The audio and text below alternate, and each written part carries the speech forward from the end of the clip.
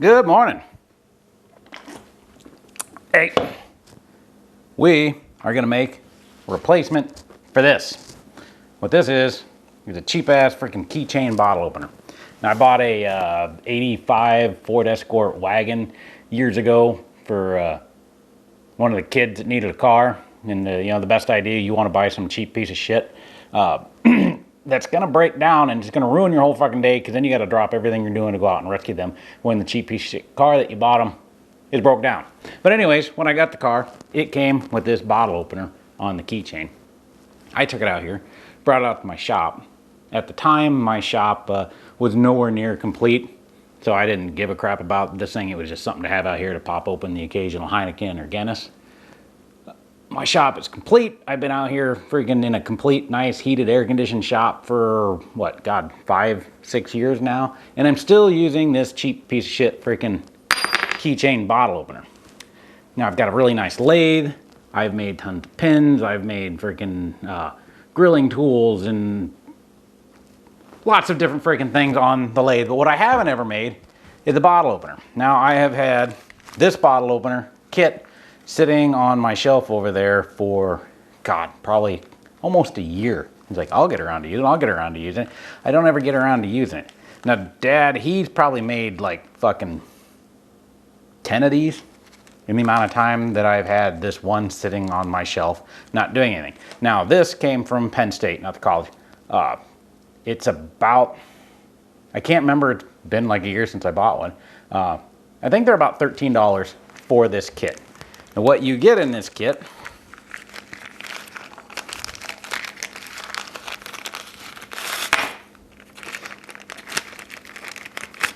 is a set of instructions on how to make probably one of the most complex woodworking projects you're ever going to dive into. And then you also get the metal end for said bottle opener. Now, I was on Amazon. I know, shocking, freaking blowing my paycheck. And in my items that might interest you freaking feed, bottle openers popped up. But what it was a pack of 10 bottle opener ends. A pack of 10 of these. Now there's only 5 of them here because Dad took 5 of them home. But it was 2 of each individual color. What is it? Silver, gunmetal, gold, beaten brass, and copper. 21 bucks for freaking 10 of them. And looking at them, they're identical in dimension. The only thing I can notice that's really different, this they have spent more time polishing. Up close, the cheap ones have a little bit rougher of a finish. They didn't spend as much time after the item was came out of the mold cleaning up the friggin' mold. They didn't clean it up nearly as nice. So this has a much more mirrored finish. But for $2, $2.20 for this, as opposed to pushing $14 for this, I'll use this one. I should probably go ahead and use this one because it's been on the shelf for freaking forever, and now I've got these and I can make them as gifts, which is what I think I'm probably gonna go ahead and do. But they're fucking identical. So get on Amazon if you want to buy these. Now, Amazon doesn't have much in the way of any of the other little kits and shit that I buy. The bottle openers, you want to make these things as a gift, Amazon. Now, according to the instructions, what you're supposed to do to this thing is freaking, chuck your block up in the lathe, and you got the live end, and you got the pointy end and whatever, and you turn it like you normally would a piece of freaking wood, and you drill a hole in it, and you stick this thing in here. I'm gonna do mine a little bit freaking different, something that the instructions doesn't go by, because I have something on the shelf. I have a bottle stopper chuck kit. If you drink wine, I don't. You need a bottle stopper to put back in it if you don't finish the whole bottle in one night. This is a chuck to mount your bottle stopper project in your lathe.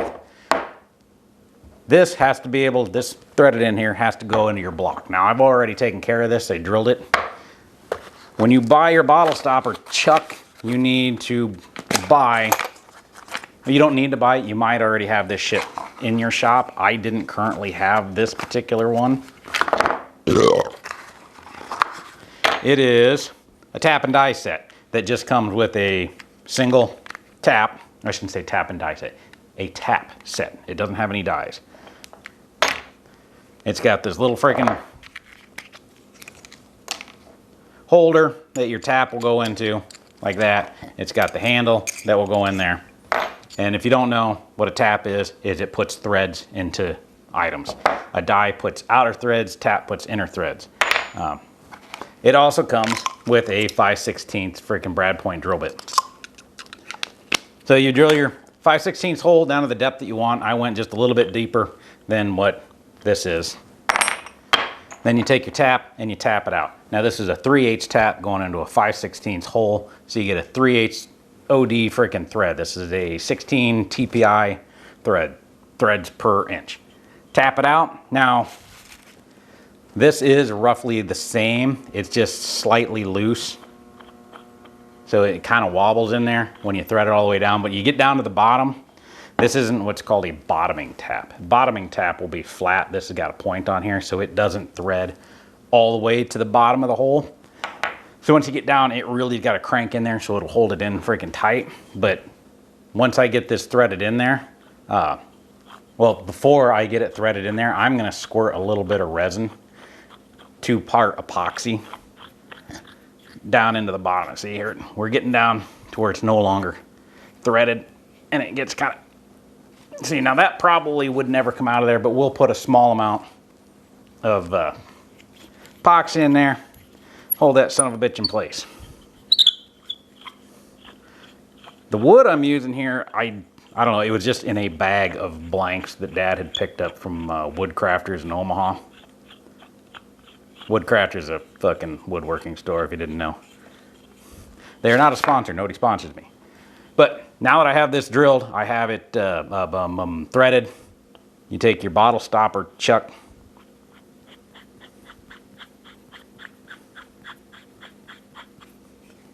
Crank that down tight.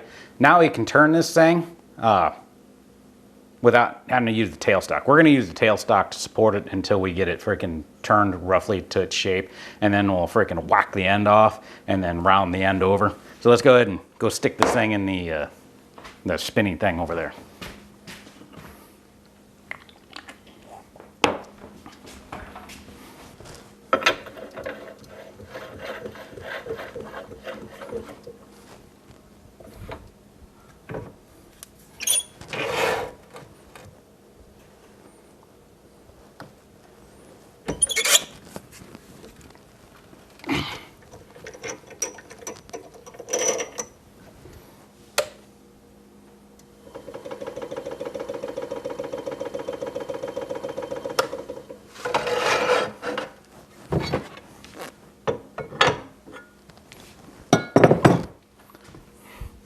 Where the hell's my short frickin' tool rest at?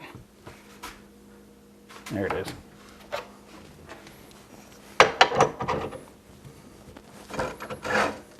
Yeah.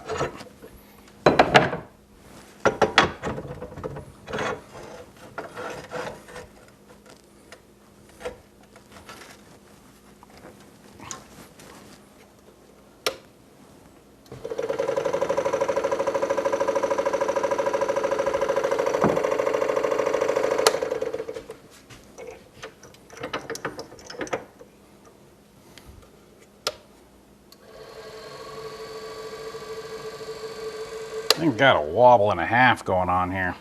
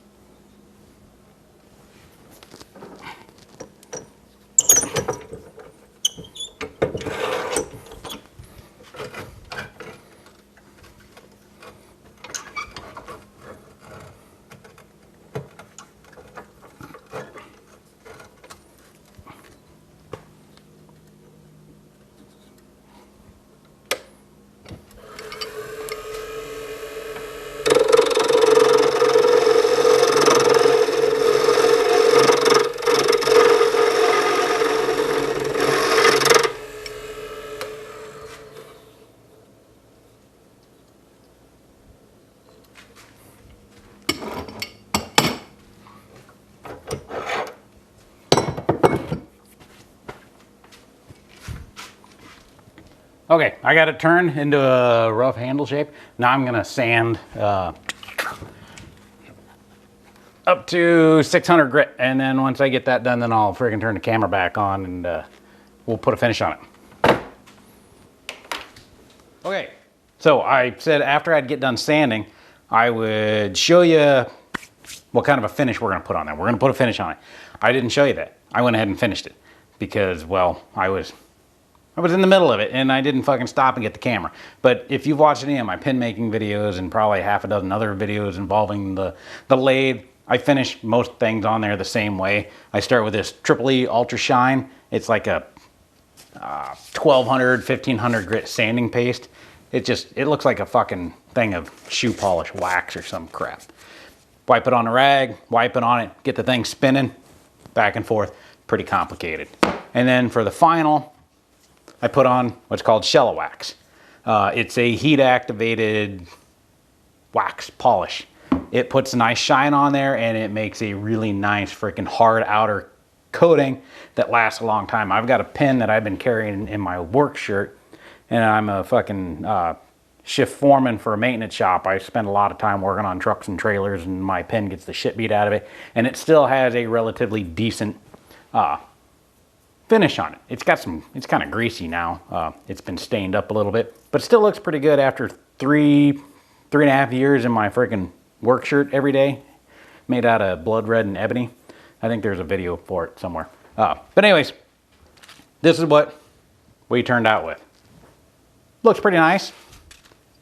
Not too bad. Now we just got to assemble it. I got some 5-minute epoxy here.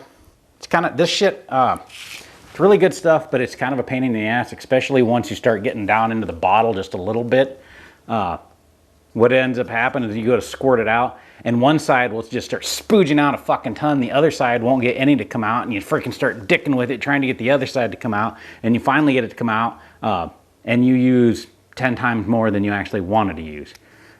They have like individual bottles of 5-minute epoxy you can get where you just dribble a little bit here, dribble a little bit here, mix together. I don't remember who manufactures it, but I don't have any of that, but I have several bottles of this, tubes of this. This is what we're going to use from right now, but I think when I run out of this, I'm going to stop buying these syringe style, because they can, I should have gloves on. No matter how careful I am, I always get this shit all over me. Yeah, it's already starting to see the fucking clear side is wanting to come out.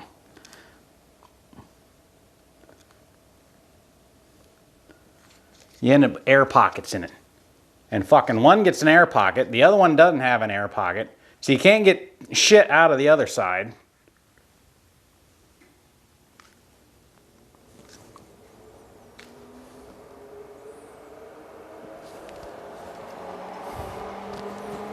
Come on, you fucking air pocket, get out of the way.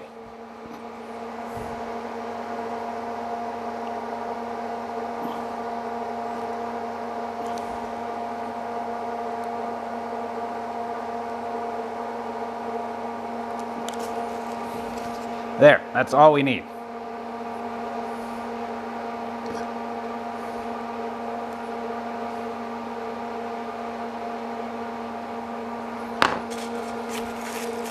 Little fucking stern stick.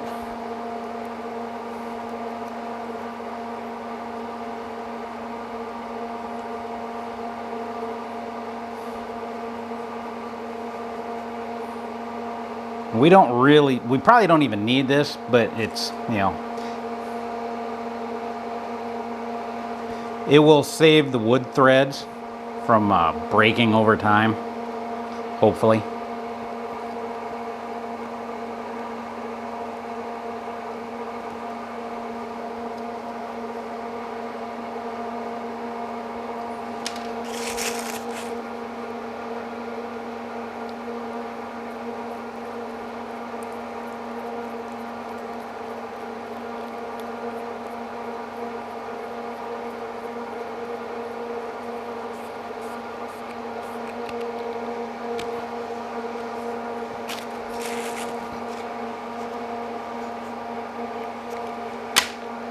There.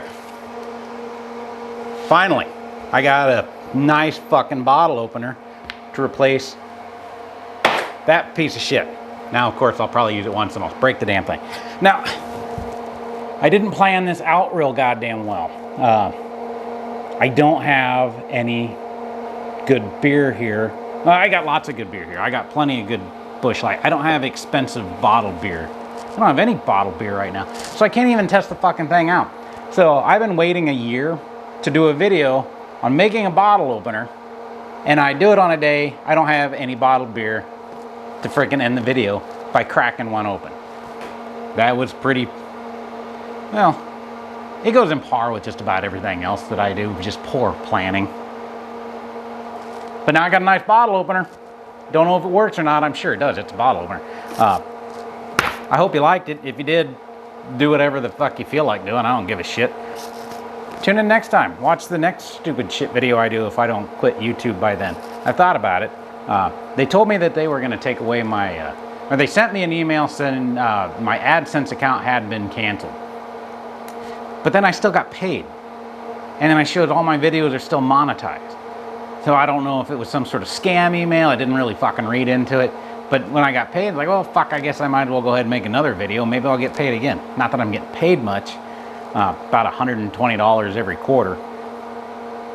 But when you open up your bank account, you go, oh shit, I got 120 bucks I'm getting on Amazon buying shit I don't need. So, you know, I need to keep this going for probably about 12 more quarters to make the amount of money back that I've spent in camera and audio equipment to make freaking videos. Yeah, so I'm up to about almost $400 that Google's paid me so far. I need to make about $1,600 to $1,800 to pay for all my fucking cameras and audio shit. So it is definitely a money-making experience for me. Maybe if I tried harder. Yeah, this is just a hobby. Fuck it. All right, guys. See you next time.